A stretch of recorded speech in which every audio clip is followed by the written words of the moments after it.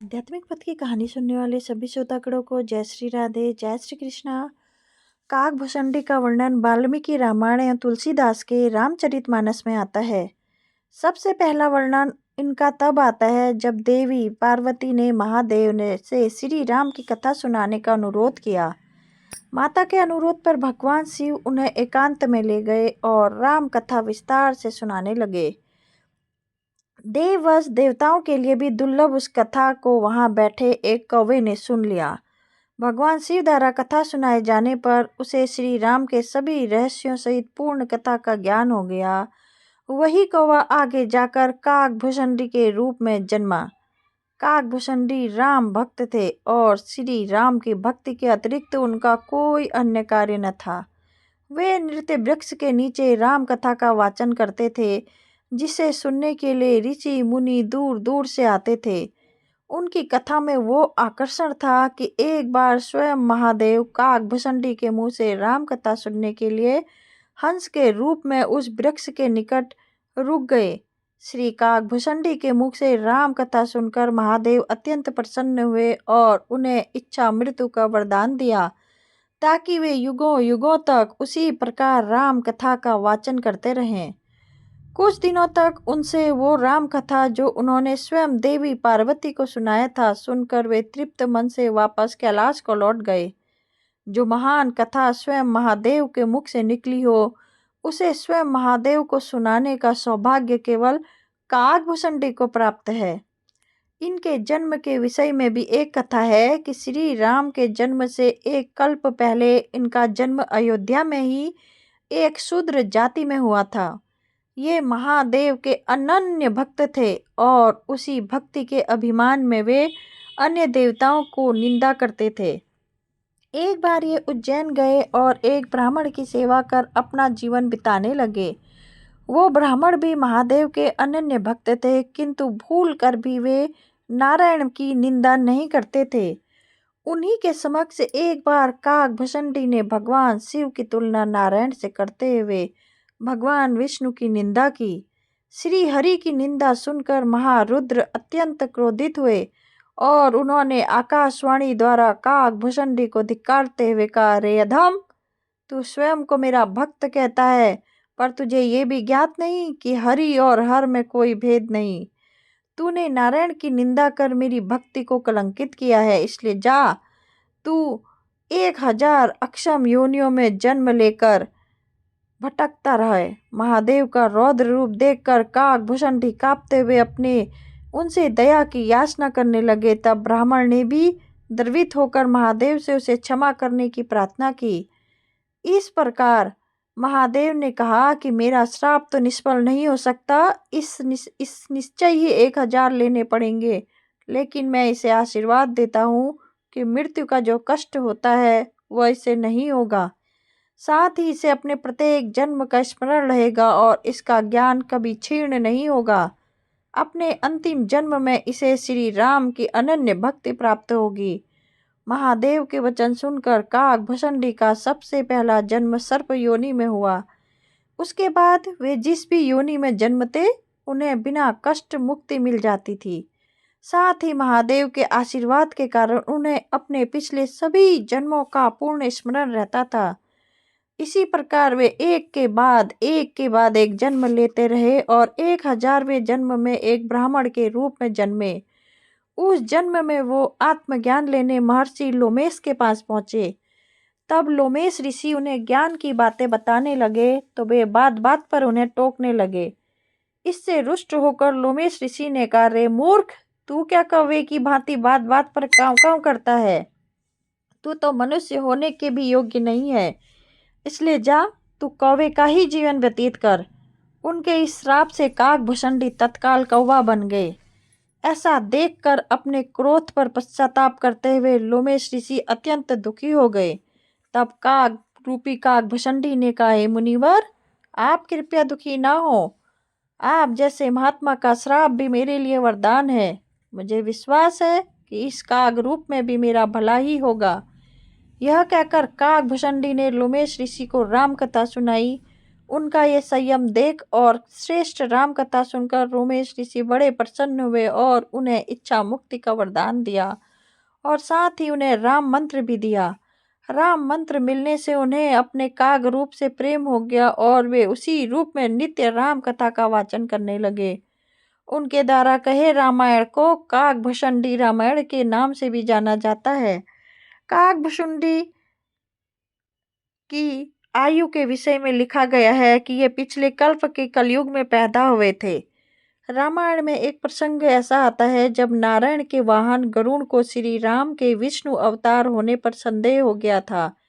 यह वर्णन तब आता है जब श्री राम की सेना ने लंका पर आक्रमण किया और श्री राम के नेतृत्व में वानरों और ऋषियों की सेना ने रावणों के कई महारथियों का वध कर दिया। यहाँ तक कि कुंभकर्ण भी श्री राम के हाथों वीर गति को प्राप्त हुए। तब रावण ने स्वयं युद्ध में जाने की ठानी, पर उनके पुत्र मेघनाथ ने अपने पिता को रोकते हुए कहा, जब तक वो हैं तब तक उन्हें राजा होते हुए युद्ध में नहीं जाना चाहिए। मेघनाथ महान वीर था, उसकी गिनती एकमात्र अंतिम महारथी में की जाती थी। संसार में ऐसा कोई भी अस्त्र नहीं था जिसका उसे ज्ञान नहीं था। उसके भी ऊपर वे तीनों महाशस्त्रों ब्रह्मास्त्र, नारायण शस्त्र और पाशुपात शास्त्र का ज्ञाता था। अपने पिता की आज्ञा लेकर वह युद्ध को गया और माया युद्ध कर उसे राम लक्ष्मण को नागपाश में बांध दिया। नागपाश के प्रभाव से दोनों भाई अचेत हो गए और समस्त सेना चिंतित हो गई। तब जामवंत ने बताया कि इस संसार में कोई और इस पास में इनकी रक्षा नहीं कर सकता। अगर कोई उन्हें बचा सकता है तो वे केवल भगवान श्री हरि के वाहन गरुड़ हैं। ये सुनकर महाबली हनुमान पवन वेग से उड़कर पक्षीराज गरुड़ के पास पहुंचे और उन्हें स्थिति के अवगत करते हुए उनसे सहायता की प्रार्थना की। जब गरुड़ ने यह सुना कि श्री राम और लक्ष्मण अचेत हैं तो वो तुरंत हनुमान के साथ चल दिए। गरुड़ ने जब तक श्री राम के बारे में सिर्फ सुना ही था और उनको आराध्य भगवान विष्णु ने उन्हें ये बताया था कि श्री राम उन्हीं के अंश हैं, तब से ही गरुड़ के मन में श्री राम के दर्शनों की इच्छा थी। जब वे रणभूमि पहुंचे तो वहां उन्होंने श्री राम और लक्ष्मण को एक साधारण मानव की तरह नागपाश में बंधा देखा। वे बड़े आश्चर्यचकित हुए कि जिन्हें भगवान विष्णु का अवतार कहा जाता है वो कैसे एक साधारण नागपाश में बंधे पड़े हैं। उन्होंने तत्काल नागपाश को काटकर दोनों भाइयों की प्राण रक्षा की। जब दोनों सचेत हुए तब श्री राम ने गरुड़ का आभार प्रकट करते हुए कहा, हे महाबली पक्षीराज, आपने हम दोनों भाइयों के प्राणों की रक्षा की है। इस कारण मैं आपको सादर नमन करता हूँ। मुझे अपने प्राणों का मोह नहीं, किंतु अपने मेरे अनुज के प्राण बचाकर मुझ पर बड़ी कृपा की है। विष्णु अवतार श्री राम को इस प्रकार बोलता देख गरुड़ को पुनः आश्चर्य हुआ। वो अपनी शंका का समाधान श्री राम से ही करना चाहते थे, किंतु उन्होंने संकोच के मारे कुछ कहा नहीं और उन्हें प्रणाम कर वापस लौट आए। पर उनके मन में यह शंका उत्पन्न हो गई, क्या सचमुच श्री राम भगवान विष्णु के अवतार हैं अथवा यह सब केवल एक किंवदंती है।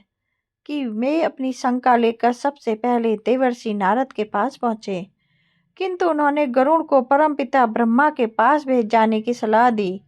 जब वे ब्रह्मदेव के पास अपनी शंका लेकर पहुंचे तो उन्होंने हंसकर उन्हें महादेव के पास भेज दिया।